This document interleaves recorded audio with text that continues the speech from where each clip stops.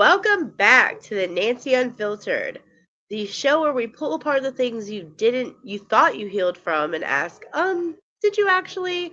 I hope you guys had a Merry Christmas. It has been a amazing year with amazing holidays and an absolutely terrific, fantastic Christmas I had at least. Hope you guys Christmas was good. But let's see here. Tonight we're gonna go deep. Not celebrity drama, not political stunts. We're going into you, your heart, your patterns. There's some things called attachment wounds that I want to be able to give you some information about to know what your attachment style is to help you understand yourself better. Your attachment wounds that you pretend you don't have, but your last two relationships exploded violently. Because tonight is about why the way you love you do, even when it hurts.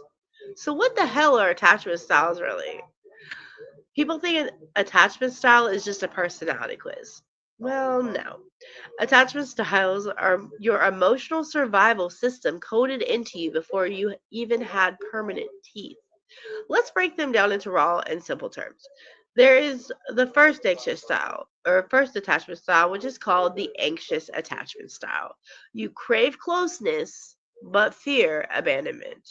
You overanalyze texts. You replay conversations at 2 a.m. in the morning. You're not needy. You were taught that love is unpredictable growing up. There's also an attachment style called the avoidant attachment style. You act independent. You say, I don't need anyone.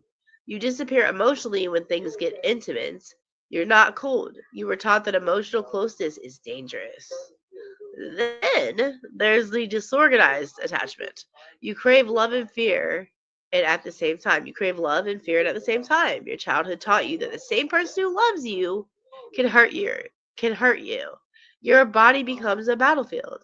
Secure attachment style is the last one we're going to talk about today. We don't talk about them. They're fine. Good for them. Well, we're here for the damage group chat. The overthinkers, the shutdowners, the runners, the fixers, the ones who love too much, or not at all. How childhood builds your adult relationship problems because it just does. Your attachment style can come from the way your parents argued, whether your emotional needs were noticed, whether love was consistent or chaotic, whether safety even existed or neglect even, whether your caretakers were your protectors or your threat, or both at the same time with that inconsistency. We didn't become anxious or avoidant or disorganized. We adapted to survive. If you had a parent whose love depended on your behavior, you learned to perform.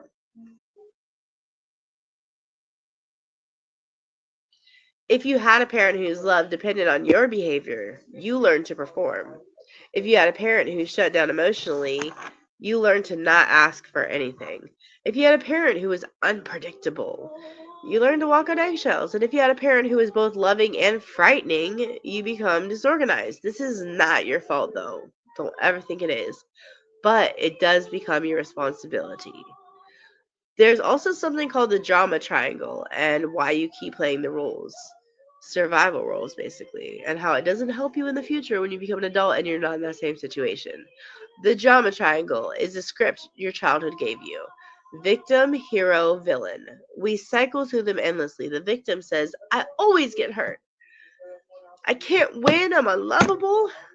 You just feel powerless. And the hero, who is the rescuer, says, I'll fix them. I can save them. I'll carry everyone's burdens. I'll fix this boyfriend because I'm a fixer upper and he needs help.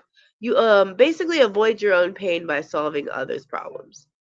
Then there's the villain or the persecutor. This is your fault. You made me act this way. You did. You attack because vulnerability feels unsafe.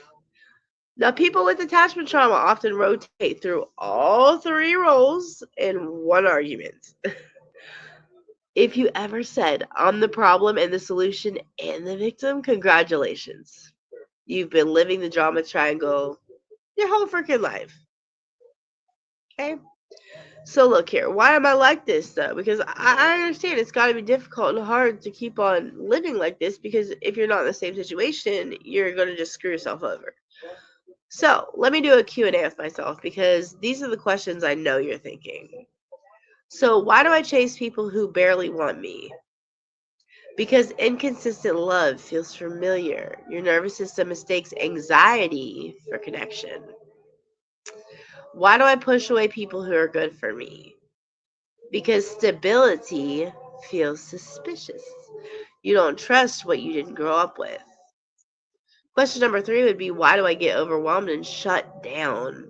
I've been told I disappear. Because vulnerability once got you hurt. You freeze response and your freeze response is your inner child yelling, silence keeps us safe.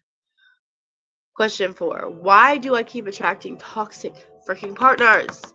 Because your unhealed patterns are choosing for you. Your wounds swipe right before you do.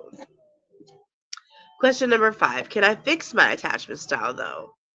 Yes, but not by finding the right partner. You fix it by learning how to calm your nervous system when love feels unfamiliar or boring even. That chaotic lifestyle is not love. That inconsistency is not love. And here's how you break the pattern. Name the pattern out loud. Anxious. I'm spiraling because I feel abandoned or avoidant. I'm shutting down because I'm scared of intimacy. Disorganized. I'm triggered and I can't tell if I want closeness or distance. Naming it stops the autopilot. And then the second thing you need to do is build earned security, not through a partner, through behaviors, though.